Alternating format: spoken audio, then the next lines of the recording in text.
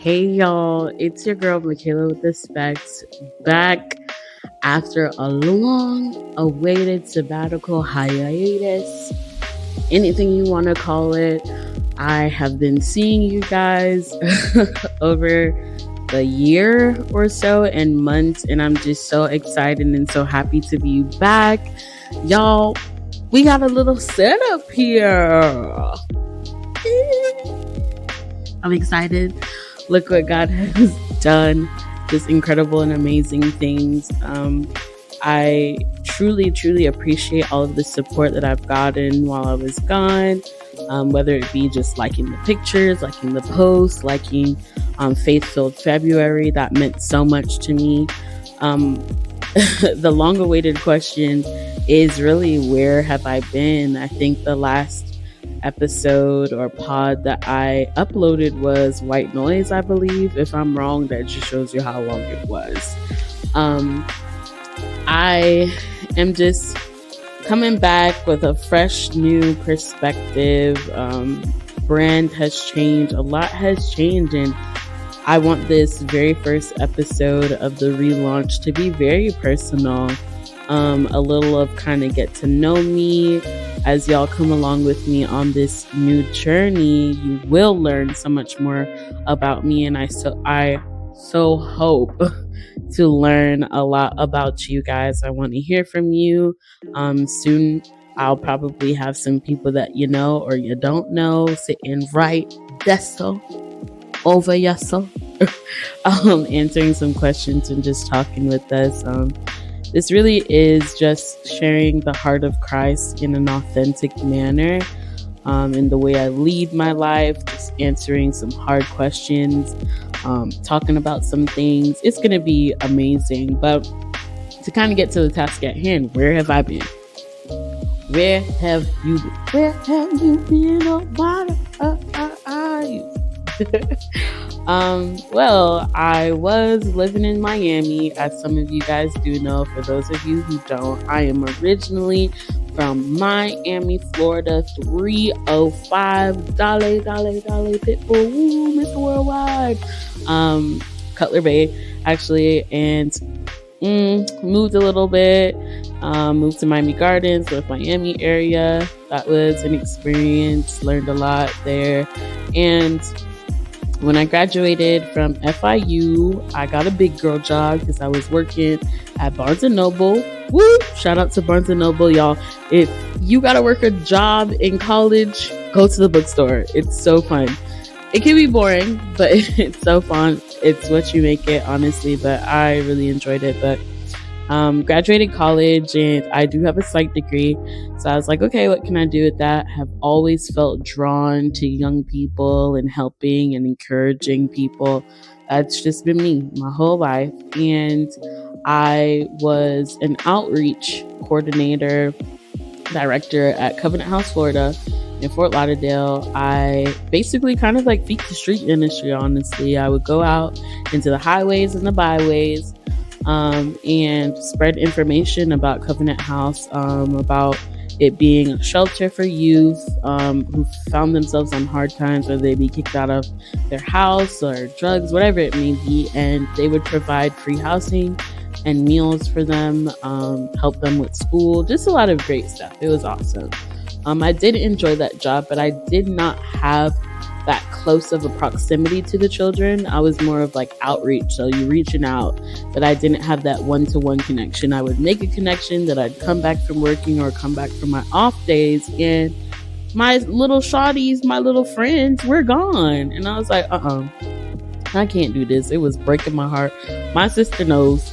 I would come home crying or just sad about that because I just did not have the impact that I felt that I needed to have. And that's a word right there, but we won't get into it. So I started looking at Indeed, of different jobs, of like youth mentor, all kinds of things. Honestly, I just got desperate and I started looking out of state, and I found the place I used to work at out here in Texas, and it's a therapeutic Christian boarding school. A lot of people have a lot of opinions about those type of places. It's always going to remain positive over here. About my experience. If you do have questions about that, how can you do that? You can contact me directly and we can talk about it. But the experience that I had was one that changed my life forever and actually helped catapult me into the season / era that I'm in today. But so I moved from Florida to Longview, Texas / Hallsville, which is East Texas. Now, when I tell y'all, I did not know. Y'all hear about the City Girls, 305, all of that. Okay, I never really considered myself a city girl in that way. I knew there were some city aspects about me, but when I moved to Longview, baby, that was a reality check. Not only is it small, like you could literally drive past an underpass and you're into like another small town, and you keep going and then you're in Gladewater, and then you keep going and you're in Kilgore, and you just like go to different parts. So Texas is so vast and so large, but God knows I did not know what I was getting into. It's not one of those church camps, kumbaya, vacation Bible school. It is not that. There was hard work that was involved, and it was real people with real issues that required like real patience, and to live your life as authentically as you can, especially when you have that title or that tag of believer. I was tested in a manner that I didn't even realize would even happen to me. Grew up in church majority all of my life, so I'm figuring like, okay, we're gonna have Bible study, and I'm thinking it was a specific way. My perspective and my intentions, if you will, or my outcome was already set in my mind of how it was, and boy, was I stretched. I encountered and came like full face, like I'm not gonna say that, but I really got to stand and look in the mirror at who I was, who I portrayed myself as. I had to see the qualities that I didn't like. I had to see some of the things that my parents did, or some of the traits and personalities that my parents possessed that I too possessed that I didn't even know that I had. I just had to be brutally honest with myself, and I kind of came at a crossroad, if you will, a crossroad of, okay, I've been saved all my life. This is what I've been taught to do. This has been my surroundings. All of my friends at the time back home were saved and were Christians, and have a lot of like unsaved friends per se. So you're expected to act and to behave, and you know, people are going out, okay, we're going to a revival, or we're going to a church concert or stuff like that. So my ecosystem and my running circles were very tight and very similar, no variety. So when I went, I was like, okay, I have the freedom to essentially do whatever it is that I want to do. And I had a decision to make. I was like, wow, I never in my whole entire life felt like, okay, serving God was my decision. It was an epiphany. I was like, oh my God, like I can decide. Do I want to continue the subscription? Do I want to continue being saved? Yes or no? And the only thing that helped me, honestly, and what grounded me was the experiences, the undeniable experiences that I've had throughout my life that we could get into in so many other episodes. The undeniable experience that I've had of God either showing up, either encouraging me, either speaking to me, either talking through somebody else, through nature, through so many things. And I was like, you know what, for that alone, because I've had those experiences for myself, I will continue. Because if it's left up to all of the antics and the hierarchy and the positions in church, I don't want it. There's just so much drama that comes with all of that. And at the end of the day, people are people. And where there's people, there resides dysfunction and issues and isms and schisms. So that's just what it is. But I really had to decide. So I was getting tested every day with hard issues, whether it be like familial issues, depression, suicide, self-harm, just so many things, negative self-talk that is going on externally. And I have to be a beacon of light, and I have to be positive and have the right words to say and de-escalate situations and show up for people even when I didn't agree, or even when we didn't get along, or even have things in common. Still show up and show love and show patience and show kindness and just even listen. I mean, if I tell you some of the stories that I've heard like over and over and over and over and over again from the same people, boy, sometimes I was tired. If I'm being real, I was tired and I didn't want to hear it. But I kind of took the perspective of, oh my gosh, like I go to God with some of the same prayer requests all the time. I'm pretty sure he don't get tired of me. Thank you, Jesus. But if it were me, I'd be like, nah, listen, if you pick up and ring my line one more time about this same thing, I'm not going to pick up no more.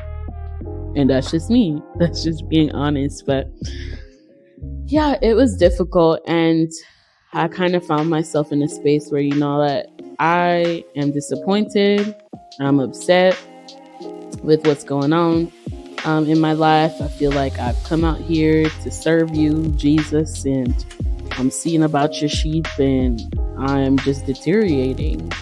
I'm going through the motions. I'm not able to interact with my circles or my friends as much as I wanted to. I was just cut off from reality. Like, I felt like time kind of stopped and I was living in this bubble.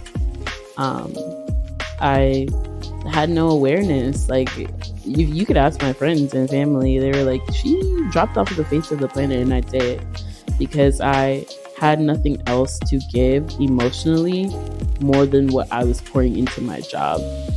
And I honestly feel like I lost my way a little bit. I kind of lost myself a little bit, but I feel as though the Lord truly allowed me to come down to the bare basics, to the very end of myself, so that he can really show me like, hey, this is what clay is. This is what dirt is. All of these things, all of these issues that you are made up of. I knew it, I saw it, and I still put water on it. I mixed it together, and I formed you exactly into who you are and who I want you to be. And I found peace in that. Like, I didn't have everything together.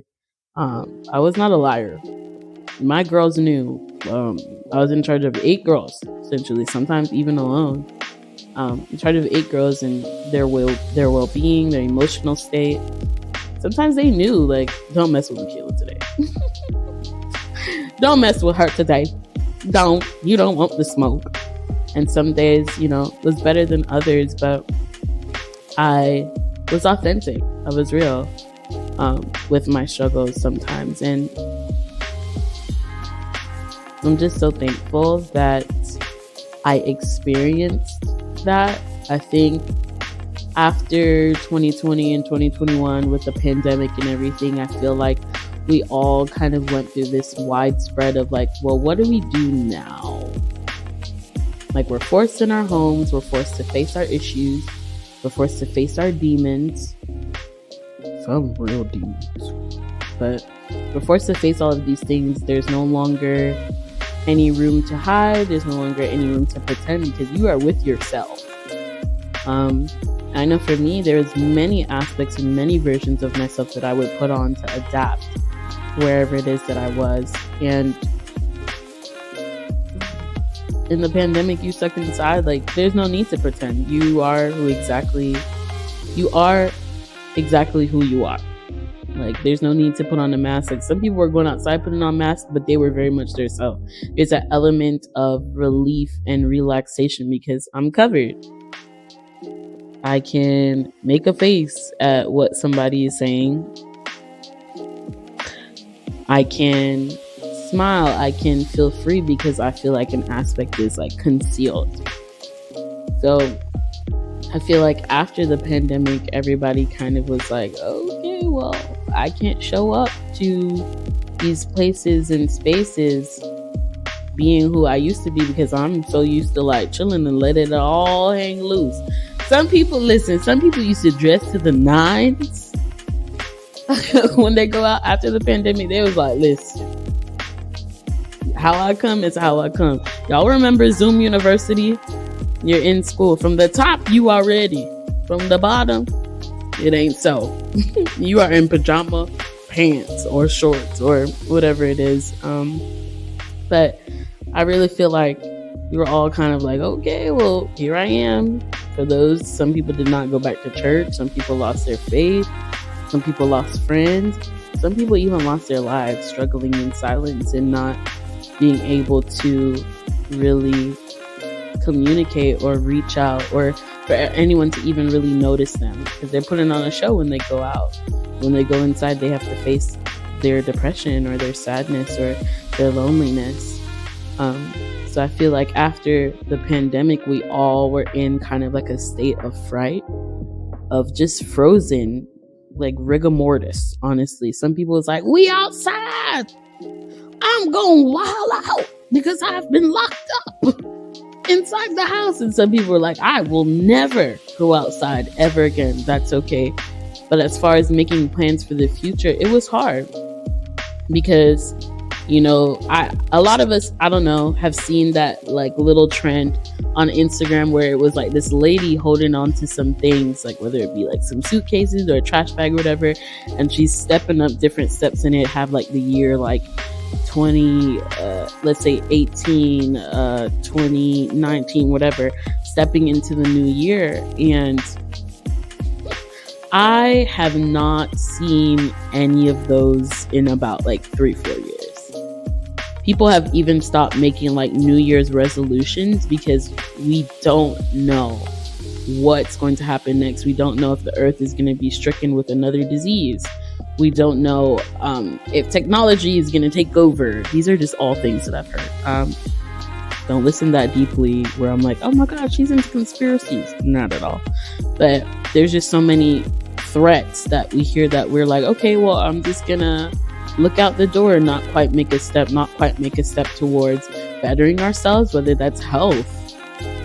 Get up, go out, move, exercise, eat better, eat healthy, whether that be make the business plan, write the book, whether that be the fashion label or the photography. Like, you'll have the tools. They're just sitting there because you don't know, am I going to fail? Like, is something going to happen suddenly and everything is snatched away from me? And it's like this need for control that if I don't make a move, I can control the outcome. I can sit comfortably and think, daydream, visualize, and even manifest my reality without making any actual literal physical goals or movements towards those things. And that whole fear of the unknown is something that's not new to us, and it's not been around or has been upon us just because of the pandemic. It's been around, but it's more present and prevalent now because of the pandemic. I know for myself personally, I for a while did not know what I was going to do with my life. I felt like I wasn't going to be successful. I felt like the deeper inner childhood trust issues was like, well, everything good that comes my way is going to suddenly leave, die, get snatched away, get married off, whatever your thing is. So it's just like, well, it's better to not have any expectations, not to set the goal and not even try, because that way I can't fail and I won't be disappointed. But in that, God really ministered to me. We know Jeremiah 29:11-12. We hear it all the time. For he knows the plans he has for you, plans to prosper you, give you a hope and a future and expected end. That is an insurance policy. That when I make a step, because he knows the plans he has for me and he orders my steps, I will not fail. Romans 5:5 talks about hope. And go ahead, hope, because hope never puts you to shame. It's okay to be hopeful. It's okay to have a dream. It's okay to have a plan, but also faith without works is dead. You got to do something. You got to do something. You can't allow the fear of the unknown or a happenstance or a happening or a traumatic situation block you, imprison you, and freeze you into not moving at all. Because that way, that's just the plan of the enemy. And then you get to see other people who are like venturing out and making a plan and going after their goals, and then jealousy comes in and you're like, well, it ain't even that deep though. Like, another business, don't she got like 2? You could have had 6. Because it's not lack of tools, not lack of information, it's not lack of ideas, it's not lack of anything, it's just that you have not done anything. And also to just speak about like this narrative or this idea that, oh my god, so many girls got eyelash businesses or makeup or pottery or photography. They're not you though, simply put, because God has given you a specific makeup, a specific personality, a unique one. Even twins, personalities different, temperament different. They could dress the same, they could act the same, but the soul, spirit, and very essence of the person is different. So they could both do the same things, but there's a different element to it, just simply because God made you. So that's a little bit of what I've learned so far. This is just a testament of me stepping out and waking up and livening up and defrosting and not allowing fear and just trauma, because it's trauma that we went through. I really feel like I've been robbed of like 2 birthdays. All I wanted like 2 years ago was to watch Lion King. Was it Lion King? No, Mulan. Yes, Mulan, the live action, and go to Olive Garden. That's all I wanted. Pandemic happened. I feel like I'm still at like 23. But at the same time, that doesn't mean I'm going to stay at this place and harp on the years that I've lost.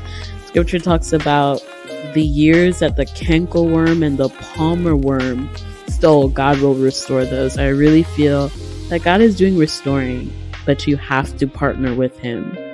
Restoration, when you see, there's this guy, he had a TV show. I think his name is Ty. He had spiky hair, white dude, and he used to go around to different places and he'd flip the houses, or he'll like take the house and he'll renovate it. The people had to move out. You can't live in the same place that God wants you to you cannot live in the same place God wants to renovate. You have to move out. You gotta board up. Same thing with insect infestations and issues, and you gotta leave so that they could, my grandma would say flit, I don't know, but so the exterminators could spray the poison so that those things could die, so that you could come back and live. So all in all, what I'm saying is, don't be afraid of your tomorrow. Stay in that pocket of peace that God has set out before you, a peace that it's going to work out, not that you won't face issues or hiccups or pushbacks, anything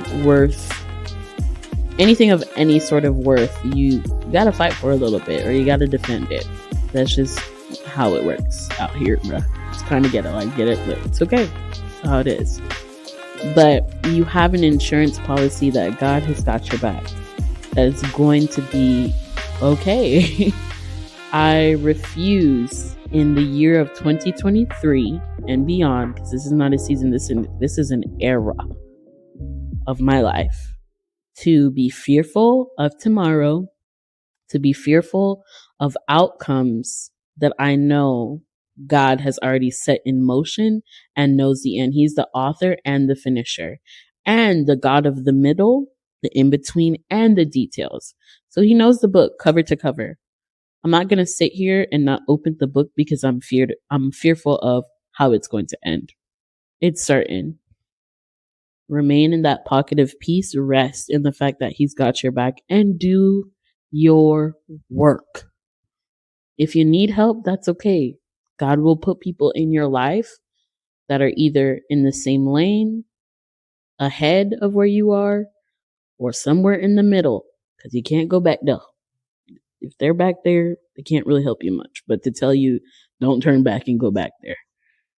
But he will set people in place to help you. Don't be prideful and act like you have it all together. Get the resources that you need. Read up, do your part, and allow God to handle the rest. So thank y'all. This is the first episode. I'm so excited to be before y'all. It's a dream come true, honestly, and I'm so excited to see like where God's taking us. So I see you. I love you. Go in peace.